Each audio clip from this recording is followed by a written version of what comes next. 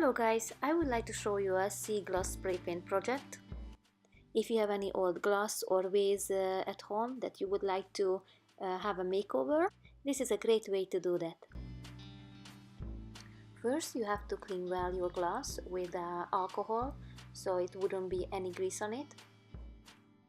Sorry guys, I hold the camera in one hand. You can purchase at Walgreens or CVS. I got my sea glass spray paint at Michael's. They had a grey, green and blue color. I'm gonna spray paint one side and wait 20 minutes until completely dry and spray another side.